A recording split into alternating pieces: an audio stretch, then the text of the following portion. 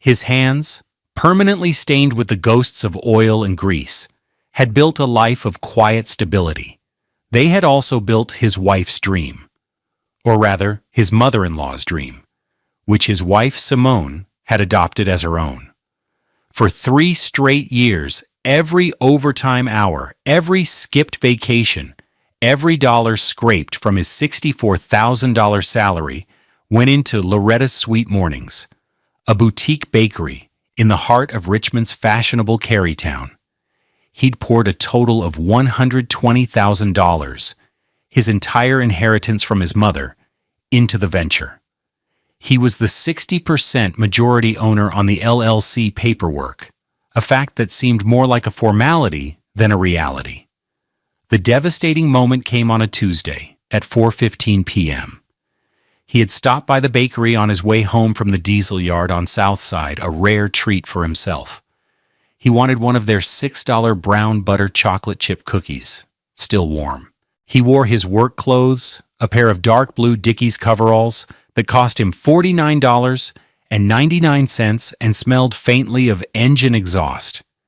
He'd tried to wash his hands with the harsh, orange-scented soap at the shop, but the black grime under his nails was a stubborn tenant.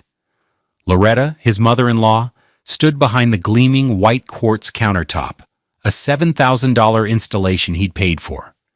She was arranging a tray of $8 lemon lavender tarts. Her silver hair was swept into an elegant chignon, and her apron was immaculately white. She saw him enter, and her smile, a practiced, customer-facing thing, vanished. It was replaced by a look of profound irritation. "Andre," she said, her voice low and sharp, so the 2 customers browsing the pastry case wouldn't hear. "What are you doing here? Dressed like that?" "Just wanted a cookie, Loretta," he said, trying to keep his voice light. He felt a familiar sense of smallness in this place he owned. The air, thick with the scent of sugar and yeast, felt too clean for him. She glanced at his hands, then at his steel-toed Red Wing boots, the $150 pair he bought once a year. A tiny muscle in her jaw tightened. "Andre, we've talked about this. Customers don't want the smell of grease near their pastries. It's not a good look. People come here for an experience." She gestured around the shop at the pale pink walls, the polished concrete floors, the $3,000 custom light fixtures. "This is a high-end establishment?" He felt the heat rise in his neck. He looked past her, hoping to see Simone emerge from the back kitchen, but there was no sign of her. "I paid for this high-end establishment, Loretta." Her eyes went cold. It happened in an instant. The mask of polite society fell away, and for the first time he saw the unvarnished contempt she held for him. "Your money bought the bricks and the oven. It didn't buy you the right to stink up my shop and drive away my clientele." She took a step forward, her voice dropping to a harsh whisper. "Get out of my shop, Andre, and don't come back unless you've showered and changed. This is a place of business, not your garage." He stood there for a moment, the cheerful tinkle of the bell on the door from a new customer entering sounding like a scream in his ears. He looked at her face, the carefully applied $60 Chanel foundation, the perfectly drawn eyebrows. He looked at the empire he had funded, the dream he had supported with his sweat and his inheritance, and he realized he was a stranger here, an inconvenient, greasy ATM. He didn't say another word. He turned, the scuff of his work boots loud on the pristine floor, and walked out into the humid Richmond air. He never went back, but what he didn't know was that the betrayal was far deeper and more calculated than a few cruel words. They had no idea what was coming. Have you ever poured your heart and soul into something, only to be treated like you don't belong? It's a pain that cuts deeper than any insult.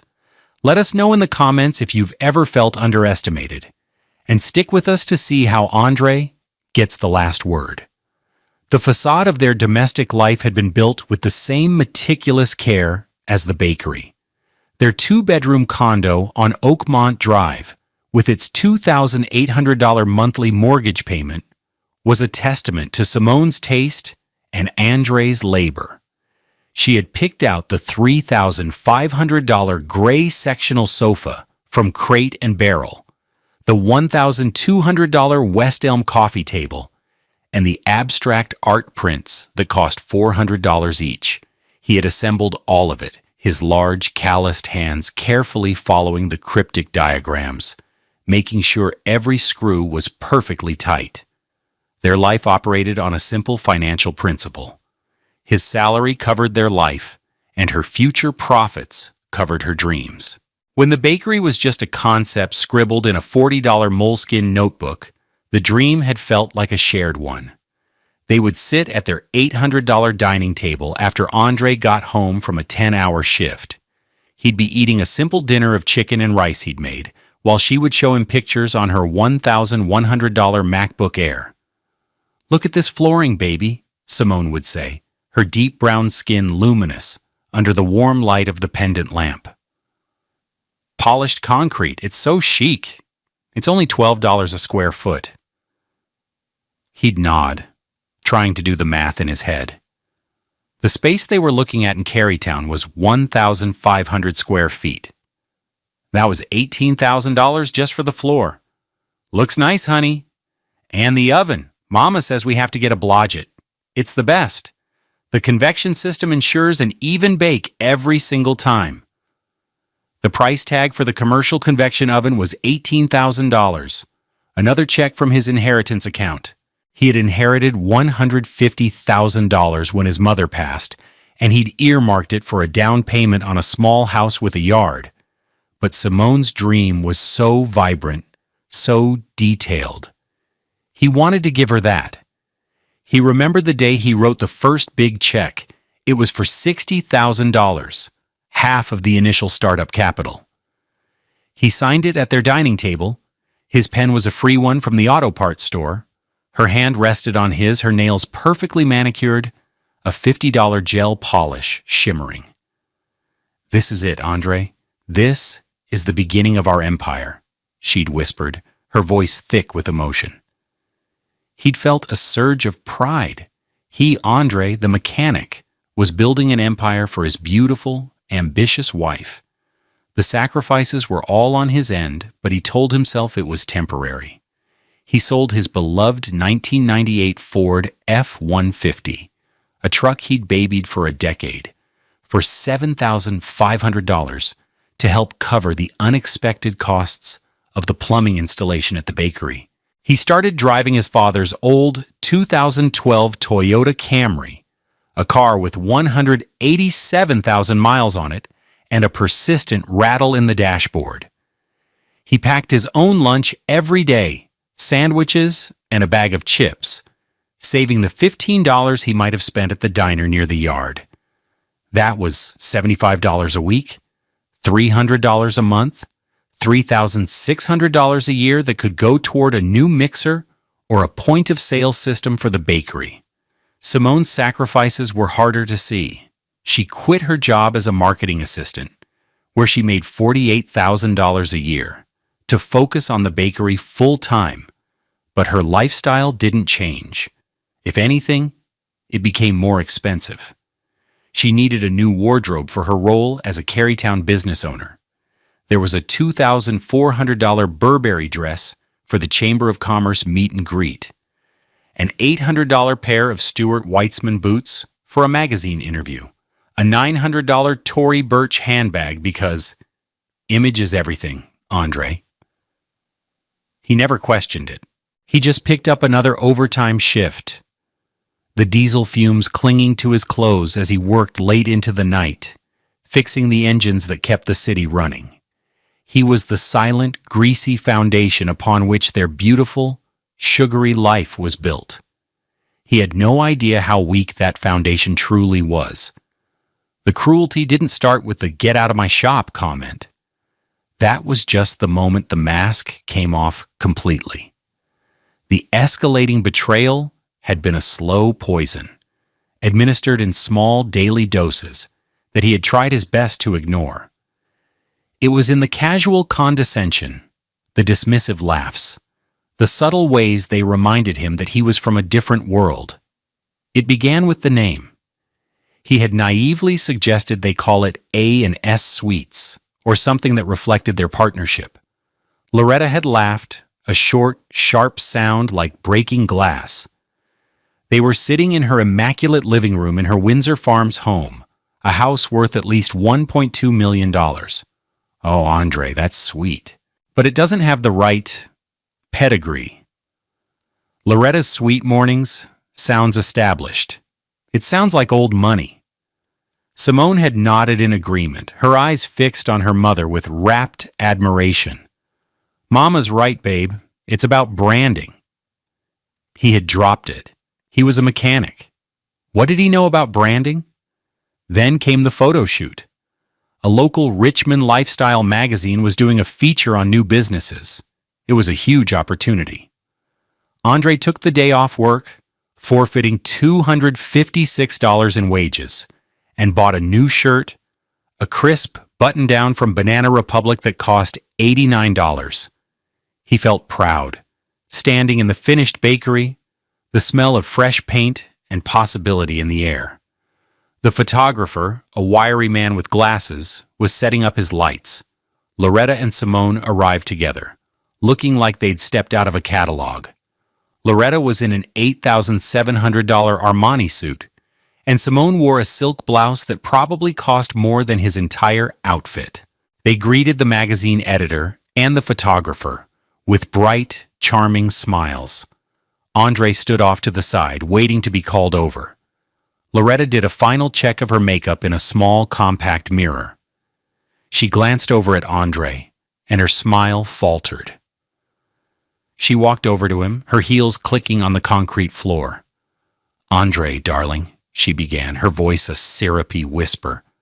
"We're so glad you're here to see this, but I think for the actual photos, it's best if it's just me and Simone. You know, the faces of the brand.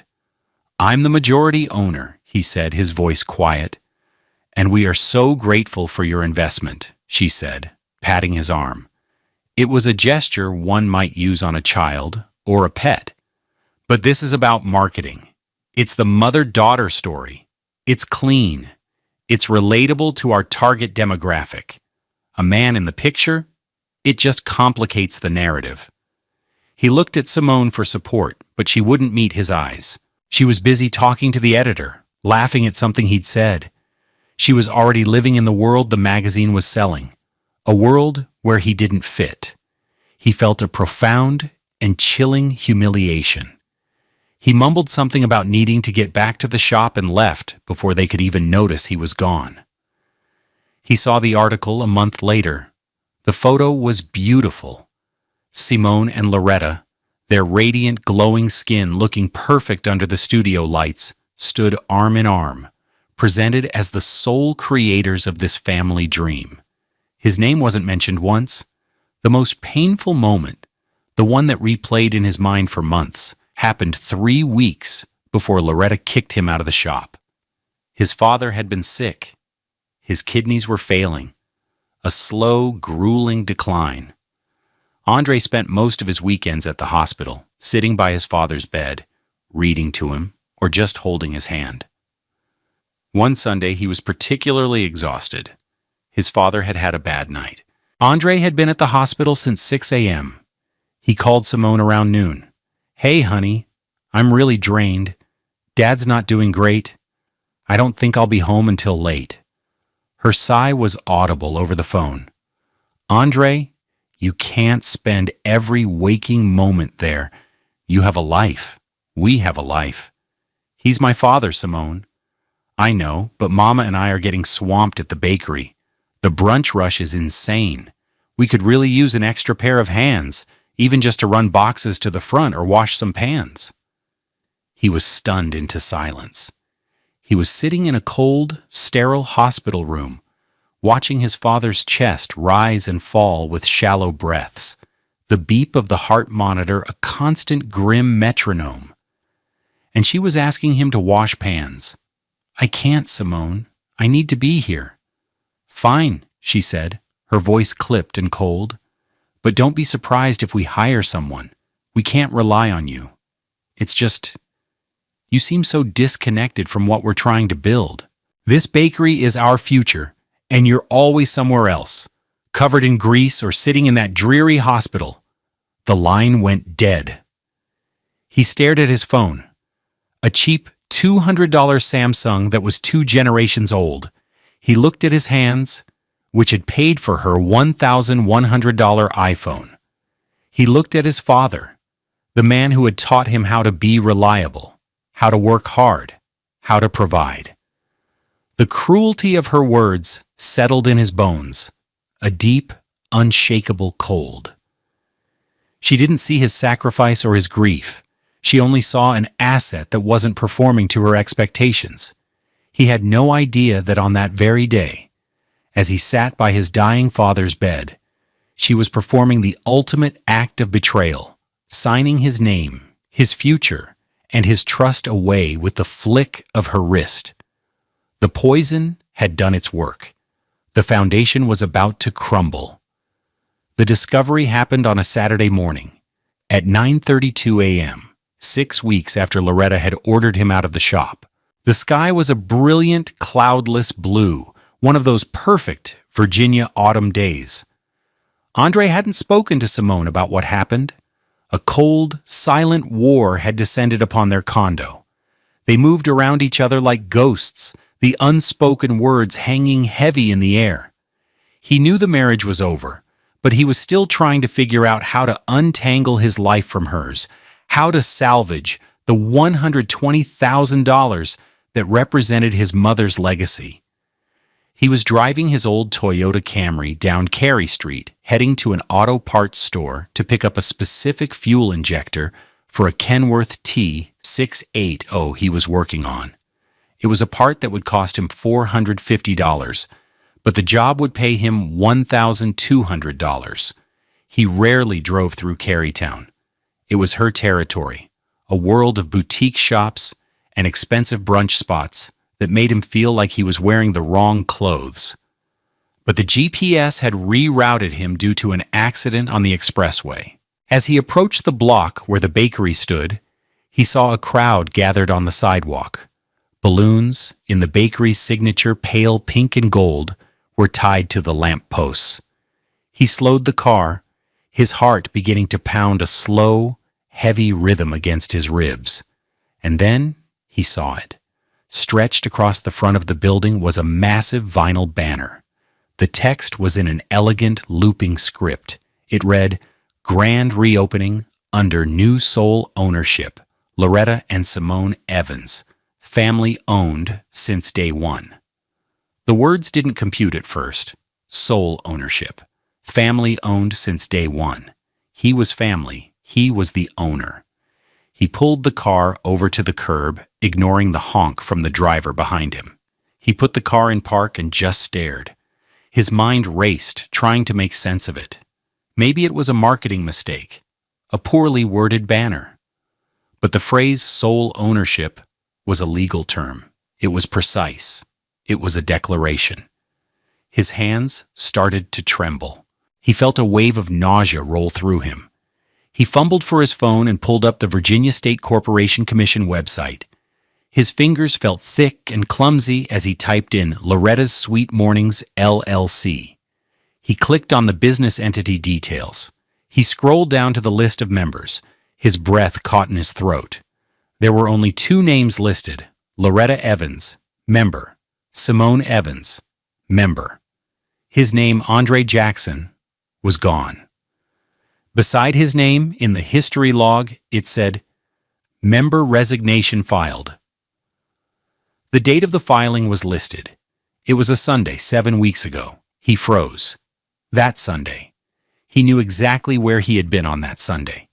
He closed his eyes and the image was immediate and searing. The pale green walls of the VCU Medical Center, the smell of antiseptic, the soft, rhythmic beep of the machines connected to his father. His father had passed away 2 days later. That Sunday, he had been by his side from 6:17 a.m. until 10:45 p.m. He had not left the hospital once. He certainly hadn't signed any legal documents resigning from the business he had poured his life into. The air in the small car felt thick, unbreathable. He looked back at the bakery. He saw Loretta and Simone standing outside, greeting people, accepting hugs and congratulations. They were beaming, bathed in the bright morning sunlight. Simone was wearing a white dress that probably cost $1,000. She looked radiant. She looked free. He saw her throw her head back and laugh, a joyous, uninhibited sound he hadn't heard in years. And in that moment, the full, crushing weight of the betrayal landed on him. It wasn't just an insult. It wasn't just a business dispute. They had waited until he was at his most vulnerable, distracted by grief and love for his dying father, and they had stolen his mother's legacy from him. They had forged his name and erased him. The quiet man, the greasy mechanic, was finally incandescently angry. He put the car in drive, his knuckles white on the steering wheel, and drove away. Not back to the diesel yard, but toward downtown, to the tall glass towers where the lawyers worked. They had made a critical mistake. They had underestimated him. What would you do if you discovered a betrayal so deep it stole your past and your future? The shock can be paralyzing, but sometimes it's the spark that lights a fire. We're about to see Andre shift from victim to strategist. Stay with us. For the next 3 weeks, Andre lived a double life. At home, in the Oakmont Drive condo, he was the quiet, withdrawn husband. He was playing dumb, a role that chafed against every honest fiber in his body. But he knew it was his only advantage. He needed to gather his evidence without tipping his hand. Each lie, each feigned moment of normalcy was a scene in a grim play he was forced to direct. The first scene took place the night of his discovery. He got home at 7:12 p.m. Simone was in the kitchen, humming along to a playlist on her Sonos speaker, a $200 device he'd bought her for Christmas. The condo smelled of roasted garlic and herbs. She was making his favorite, lemon herb chicken. It was a calculated act of pacification. "Hey, baby," she said, turning to him with a brilliant smile. "Tough day?" She walked over and kissed him, a brief, dry press of her lips against his.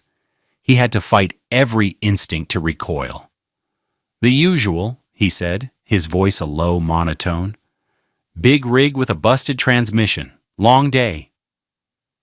He needed to find the original LLC operating agreement. He was almost certain it was in the small home office they shared. "Well, I'm making your favorite," she said, turning back to the stove. "And I got some good news today. We had a fantastic Saturday.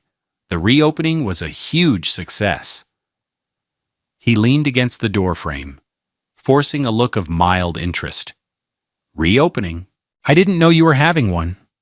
She visibly tensed for a fraction of a second, a flicker of panic in her eyes before she smoothed it over. "Oh, it was just a small thing. A refresh.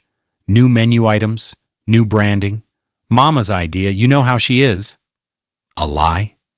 Effortless. Later that evening, while she was in the shower, he went into the office. He went straight to the filing cabinet, a cheap $150 metal one from Staples. He pulled open the drawer labeled Bakery. Inside were folders for receipts, invoices, permits. He found the one labeled LLC formation. His hands shook as he opened it. The original operating agreement, signed by all three of them in blue ink, was gone.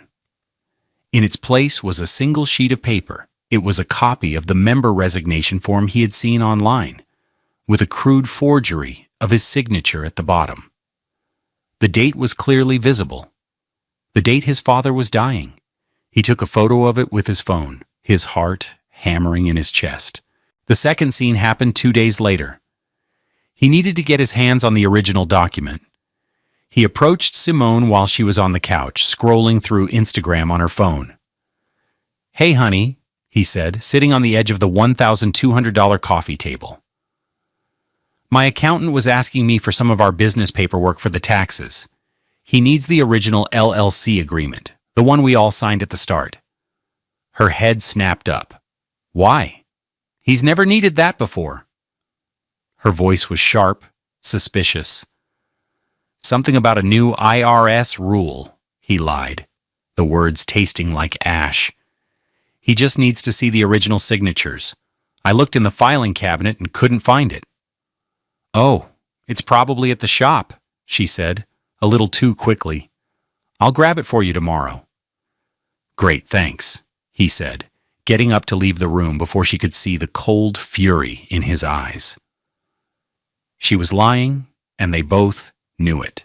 She would never produce that document because the original would show his real signature, and the contrast with the forgery would be damning. But her lie was confirmation enough. She was hiding it. The final scene of his charade was the most difficult.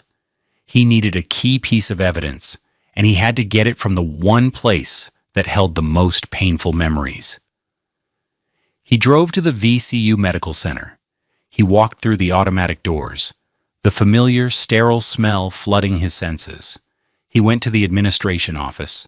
A kind-faced black woman with her hair in neat twists sat behind the desk. "Can I help you?"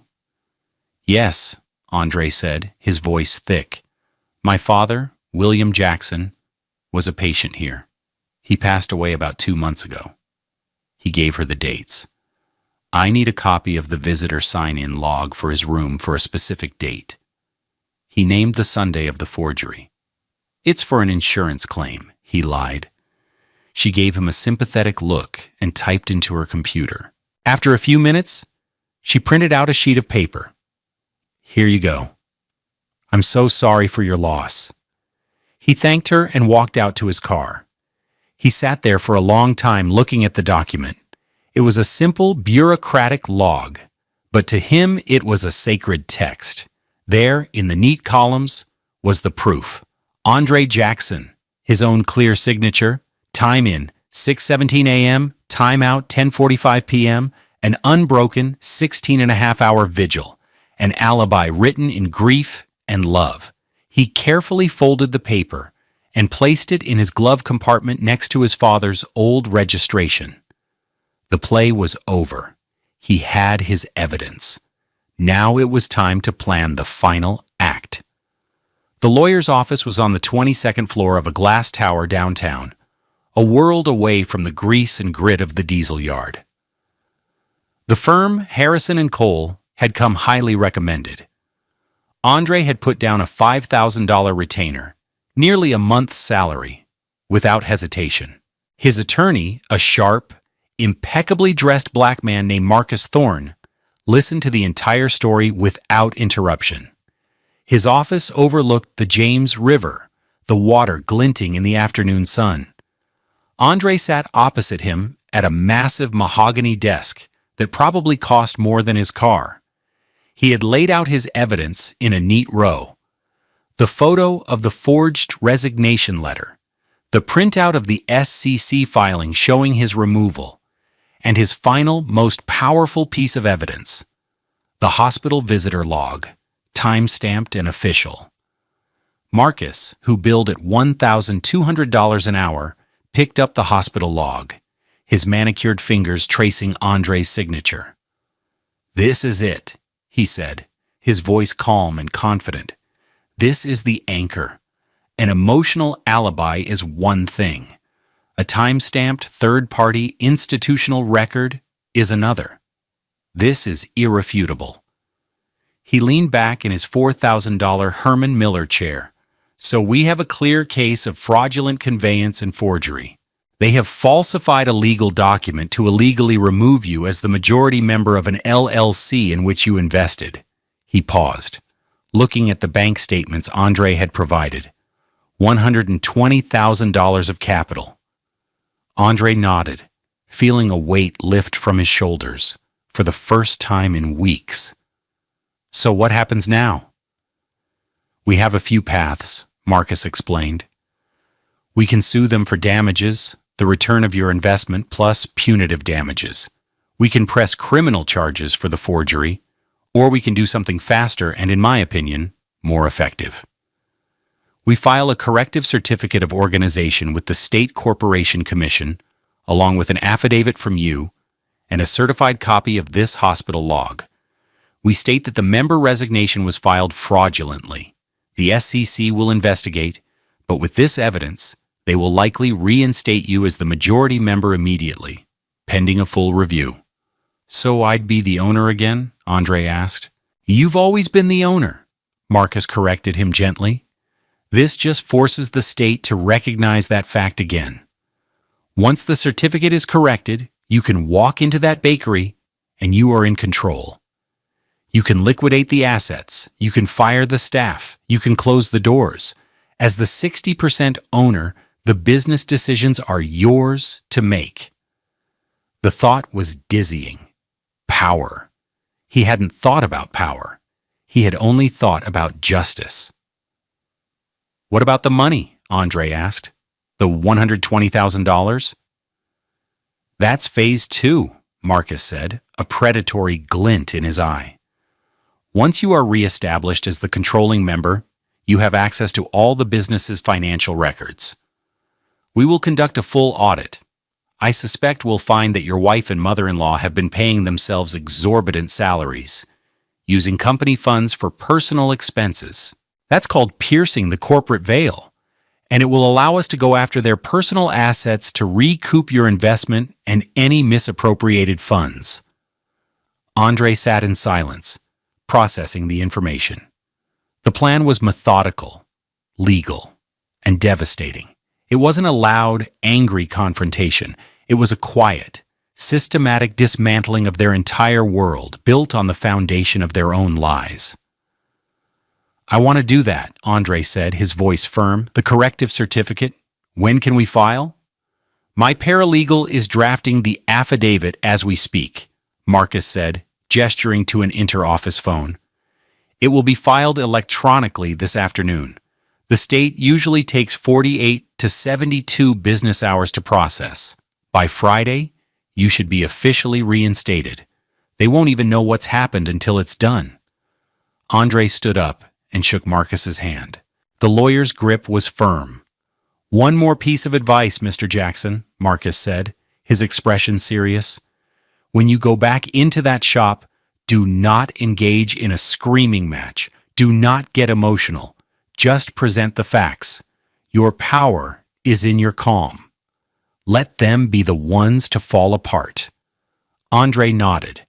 He walked out of the glass tower and into the sunlight, the official plan now in motion. He felt a grim satisfaction. The strike was coming. They had built their dream on a lie, and he was about to hand them the bill, printed on official state letterhead. The strike was set for Saturday at 10 a.m., their busiest hour. Andre woke up early that morning. The rain from the night before had washed the city clean, and the sun was just beginning to break through the clouds. Simone was already gone, having left a note on the counter. Big day at the shop. Don't wait up, Joe. The casual cruelty of it was breathtaking.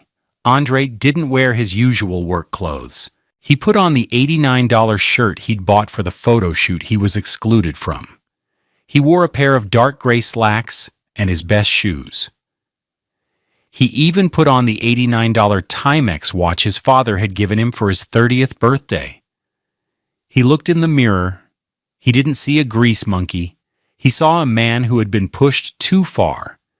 In his leather briefcase, a $250 gift from Simone from a long-ago anniversary, were 2 documents. One was the original LLC operating agreement, which he'd finally found hidden in a box of old tax returns in their storage unit. The other was the freshly printed Certificate of Reinstatement from the Virginia State Corporation Commission, which had arrived via email from Marcus's office at 4:37 p.m. the day before. His name was back where it belonged, Andre Jackson, member, 60%.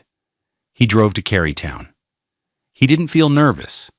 He felt a profound, almost unnerving calm. He parked his Toyota a block away and walked toward the bakery. Just as he'd expected, a line of about 15 people snaked out the door. The smell of sugar and coffee hung in the air. Through the large plate glass window, he could see Loretta and Simone working in perfect harmony. Loretta was at the register, smiling graciously at customers. Simone was artfully arranging cupcakes on a tiered platter. They were queens in their castle, a castle he had paid for and they had tried to steal. He took a deep breath and opened the door. The little bell tinkled softly. A few people in line glanced at him, then turned back, unimpressed. He didn't get in line. He walked straight to the end of the counter, near the register. Loretta saw him first. Her customer service smile froze on her face. Her eyes darted around, a flicker of panic. "Andre," she said, her voice a strained whisper. "What are you doing here? I told you." "I'm not here as a customer, Loretta," he said, his voice even and low, but loud enough for the people closest to the counter to hear. Simone looked up from her cupcakes, her face a mask of confusion that quickly morphed into anger. "Andre, you need to leave," Simone hissed, walking toward him. "You are not welcome here." "That's funny," Andre said, reaching into his briefcase. "Because according to the state of Virginia, I own 60% of this place." He slid the certificate of reinstatement across the white quartz countertop. Loretta's eyes widened as she read the document. Her perfectly made-up face went completely white. The color drained from her cheeks, leaving behind a pasty, gray pallor. She put a hand on the counter to steady herself. "What is this?" This is impossible." "It's very possible," Andre said calmly. He then pulled out the second document, the hospital visitor log. "This is a log from VCU Medical Center. It shows I was with my dying father for 16 and a half hours on the day you claimed I signed a resignation letter." He placed it next to the certificate. "That's called forgery, Simone. It's a Class 5 felony." Simone stared at the papers, her mouth opening and closing silently like a fish out of water. The entire shop had gone quiet. The customers in line were all staring, their brunch plans forgotten. The soft indie pop playing over the speakers suddenly sounded loud and intrusive. You can't do this," Loretta finally stammered, her voice trembling. "We have a line of customers. This is our business." "No," Andre said, his voice hardening for the first time. He looked directly at her, letting the full force of his quiet fury land. "It is my business, and as the majority owner, my first business decision is this. We're closed. Effective immediately." A collective gasp went through the line of customers. "Tell them," Andre said, his voice leaving no room for argument. "Tell your customers that Loretta's Sweet Mornings is closed." Loretta looked from Andre's unyielding face to the expectant faces of her patrons. The humiliation was a physical thing, rolling off her in waves. Her regal composure shattered, leaving a broken, desperate woman in its place. Her hands were shaking. A tear escaped her eye, tracing a path through her expensive foundation. She turned to the line, her voice cracking. I'm sorry," she whispered, the words catching in her throat. We have to close." A murmur of confusion and frustration rippled through the crowd. People started to put their wallets away, turning to leave, whispering amongst themselves. Simone just stood there, frozen, staring at Andre as if seeing him for the first time. The empire they had built on his back, with his money on top of a vicious lie, had just crumbled to dust in less than 5 minutes. All it took was a piece of paper, a quiet man, and the undeniable weight of the truth. The aftermath was not a single explosion, but a cascade of consequences, each one a direct result of their own actions. The downfall was as methodical as Andre's plan had been. First, there was the bakery itself. True to his word, Andre closed it. The day after the confrontation, he had the locks changed, a $250 expense. He hired a business liquidation company to sell off the assets. The gleaming $18,000 Blodgett oven sold for $9,500. The $7,000 quartz countertops were worthless, as they couldn't be removed without breaking. The custom light fixtures, the display cases, the refrigerators, all sold for pennies on the dollar. The total liquidation brought in $32,400, a fraction of what he had invested. He put the money into a separate account, untouched. Second, there was the legal fallout. Marcus Thorne, on Andre's behalf, sent a formal demand letter to Loretta and Simone.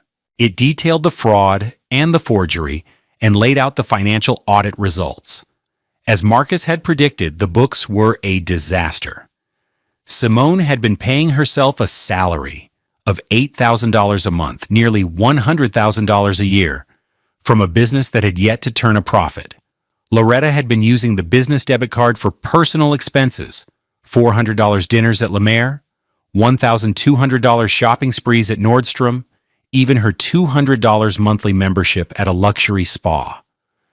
The total of misappropriated funds came to $67,800 over 18 months.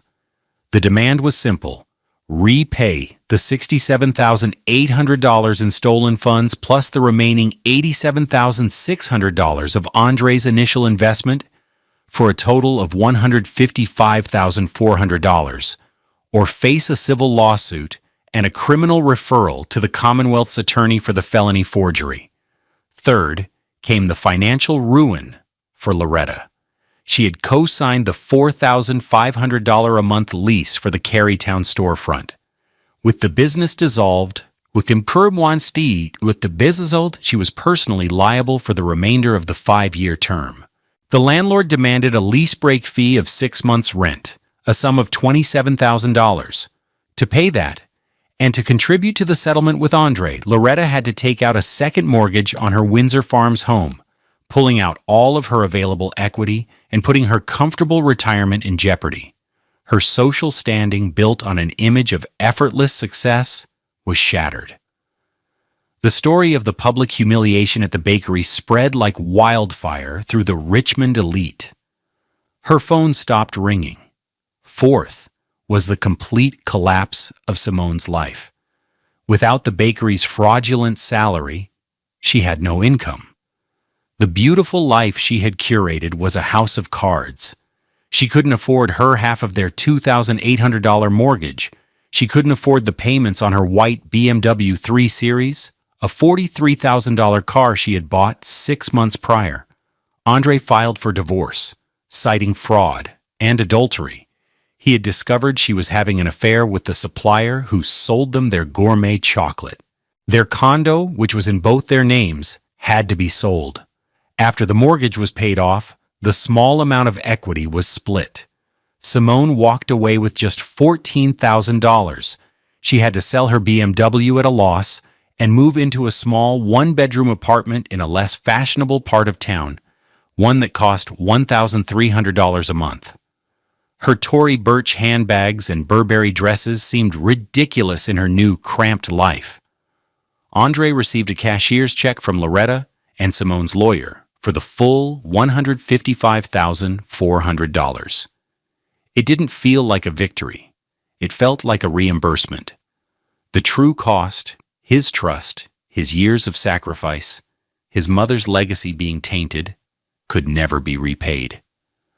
But as he looked at the check, he knew he finally had what he needed to build something for himself, on his own terms, with his own 2 hands.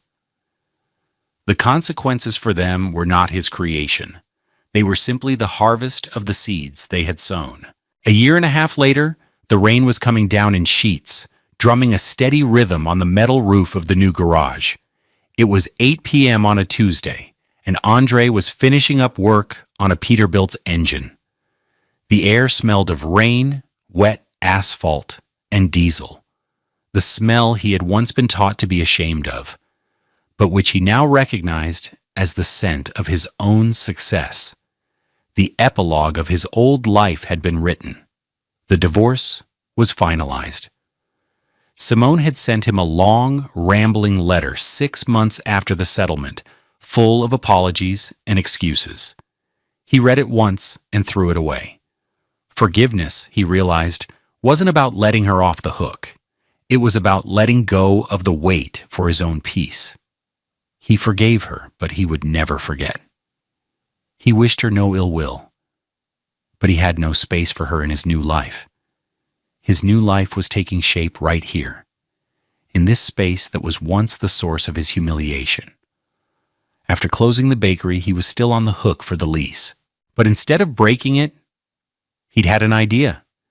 He'd gone to the landlord with a proposal.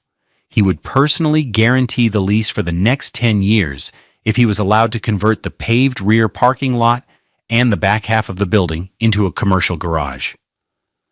The front half, the old storefront, he would sublease. The landlord, eager for a reliable long-term tenant, readily agreed.